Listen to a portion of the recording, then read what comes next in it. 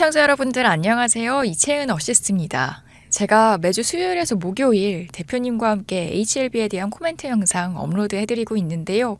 공교롭게도 오늘 브리핑 드릴 내용은 분위기가 다소 어두운 주제라는 점 미리 안내해드리고 브리핑 시작해야 할 것 같습니다. 개인적으로 주식 투자에 있어서 가장 중요하다고 생각하는 점이 정확한 정보 그리고 그에 대한 꾸준한 업데이트인데요. 매수 시점에서는 당연히 좋은 내용이 많고 전망이 좋은 기업을 선별해서 투자를 단행하겠죠. 그래서 보다 정확한 정보력이 중요할 것이고요. 그리고 매수 이후에는 매일매일 변화하고 이슈가 발생하는 시장 상황 그리고 이로 인해서 산업에 미치는 영향 또 내가 투자하고 있는 기업까지 어떤 영향을 미치는지 이런 꾸준한 업데이트가 매우 중요합니다. 저도 고객님들과 미팅을 많이 가져보면서 느끼는 부분은요. 이 많은 개인 투자자분들이 이 업데이트 과정에서 많이들 어려워하시더라고요. 아무래도 꾸준하게 정보를 취합하는 게 쉽지 않으실 것이고 또 내용을 접해 듣더라도 어떻게 전략을 세워야 할지 실제 내가 보유하고 있는 종목에게 악재가 되는 내용인지 아닌지 구분하기 어려워하시는 분들이 대부분이십니다.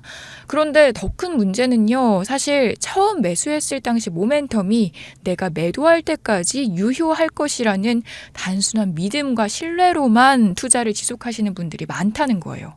그래서 그 매수 당시의 모멘텀이 긍정적이든 부정적이든 끝을 보기 전까지는 절대 매도하지 않고 버티기 스탠스를 취하시는 분들이 많다는 거. 대부분 개인 투자자분들이 그렇습니다. 자, 제가 왜 이렇게 서론이 길었느냐? 말씀드린 대로 오늘은 다소 어두운 주제일 수 있습니다만 이 막연한 희망과 믿음이 아닌 현실을 그대로 받아들이고 판단하셨으면 하는 바람에 서론이 다소 길었던 점 양해 부탁드리고요. 바로 본론으로 한번 들어가 보도록 하겠습니다. 우선 HLB의 최근 주가 흐름인데요. 생각보다 처참하죠. 김 대표님께서도 자주 말씀하셨던 기준이긴 하지만 HLB는 최소 45,000원에서 5만 원은 강한 하방 지지선으로 기준이 돼줘야 하는 상황입니다.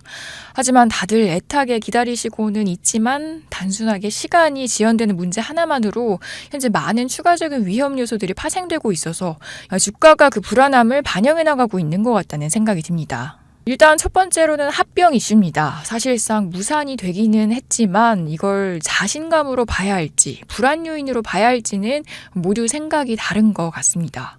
혹시나 정말 만약인데요. 리보세라닙이 이번 FDA 심사에서 또 불발이 된다면 세 번째 실패가 되는 거죠.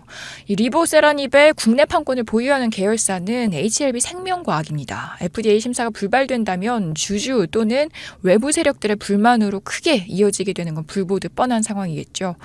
그럼 결국 책임론은 주요 핵심 경영진인 진영군 회장에게 부과되기가 쉬운 상황일 것이고요.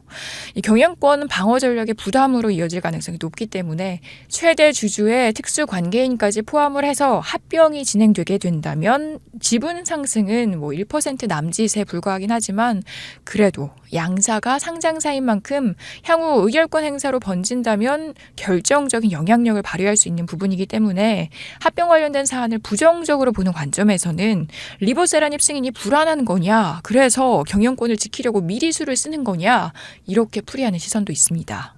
하지만 FDA 승인이 이루어지더라도 합병은 진영군 회장에게 큰 이득이기는 합니다. 복잡한 수익 구조나 판권을 단일화하면서 진 회장이 최대 주주로 인해 HLB가 누릴 수 있는 효과는 극대화되는 결과를 낳는 구조이기 때문에 오히려 자신감이 있어서 드라이브를 거는 거라고 보는 시선도 있습니다. 회사 측에서도 이번 합병으로 분산돼 있던 리보세라님의 판권 및 수익권을 일원화하려는 목적이라고 공식적으로 이야기를 밝힌 바가 있죠. 두 번째로는 전환사채 풋옵션 행사입니다. 일단 최근 8월 11일 HLB 공식 블로그에서도 장 마감 직후 공지가 올라오긴 했는데요.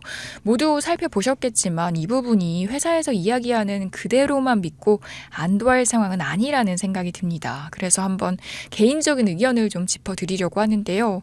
일단 어떤 이슈이든지 회사에서는 공식적으로 죄송합니다, 송구스럽습니다, 이렇게 발표를 하는 상황은 정말 더 이상 내놓을 핑계가 없을 때 또는 결정적인 시점에서만 머리를 숙인다는 걸 좀 알고 계셨으면 합니다. 왜냐하면 회사는 기본적으로 회피가 아니라 새로운 돌파구를 찾고 또 방향을 모색하고 개선하고자 하는 의지를 기본 자세로 내비쳐야 하기 때문인데요. 그러나 개인 투자자들은 공지를 확인하실 때, 이 사건은 현 시점에서 그리 치명적이지 않습니다. 이런 코멘트에 대부분 안도를 하십니다. 근데 맞습니다. 현 시점에서 해당 사건은 당장에는 치명적이지 않을 수 있는데요. 하지만 잠재적으로 위험이 커지고 있다면 이건 위험 요소로 받아들이실 수 있을까요? 자, 어제 김 대표님께서도 전환사채 시비의 두 가지 방향에 대해서 설명은 다 해주셨습니다. HLB는 이번 시비건은 풋옵션을 행사하면서 조기 상환을 요구하는 거죠. 이 38회차의 경우 27년 3월 8일이 만기일로 1년 반이라는 시간이 남아 있음에도 불구하고 조기 상환을 요구하고 있기 때문에 결국 회사는 366억 원이라는 채권의 일부 금액을 상환해야 하는 상황이 됐습니다. 여기서 중요한 건 얼만큼의 현금을 가지고 있냐입니다. 일단 올해 1분기 기준으로 HLB는 현금성 자산은 약 739억 원, 단기 차입금 1,303억, 그리고 기타 유동금융부채 445억 원까지 하면 총 1,748억 원을 보유하고 있습니다. 그래서 현금성 자산만으로 풋옵션만큼 상환을 하기에는 부담이 적지는 않은 상황인데요. 더불어 유동 비율이 23년부터 계속해서 하락을 보여서 100% 이하로 내려왔는데 이 100%는 단기 부채 상환 능력에 문제가 있다고 보는 기준이기도 해서 이런 부분들이 약간의 찝찝함을 갖게 하는 요소가 되기도 하죠. 어쨌든 회사 측에서 이야기하는 것처럼 당장의 366억 원 상환은 크게 문제가 될 것 같지는 않습니다만 만기가 1년 반이나 남은 채권을 조기 풋옵션을 행사할 만큼 회사에 대한 기대치가 그만큼 줄어들었다는 걸까 싶은 생각 하나와 또 남아있는 시비에 대해서 풋옵션을 추가로 행사할 수 있다는 잠재력이 여전히 남아있다는 건 분명한 부담 요인이 될 것 같습니다. HLB가 분기당 300억 수준으로 지출을 하고 있는데 남는 현금도 현금만 보면 240억 정도란 말이죠. 그럼 분명 어디선가 자금을 추가로 더 집행하든지 해야 할 텐데 유상증자 계획은 없다고 했고요. 이걸 어떻게 해결해 나갈 것인지 사실 의문이 무척 큽니다. 어찌됐든 리보세라닙이 FDA 승인이라도 나온다면 사실 주주들도 유상증자에 참여하려고 하는 수요가 많을 겁니다. 그런데 리보세라닙 FDA 승인마저도 계속 밀리고 있는 상황에서 담관암을 비롯한 다른 파이프라인에 대한 모멘텀을 새로 부각시킨다고 해도 투자자들의 신뢰를 얻기에는 쉽지 않을 걸로 보입니다. 투자는 심리가 8, 기술이 2라고 얘기를 하잖아요. 그만큼 심리적인 게 매우 중요한데요.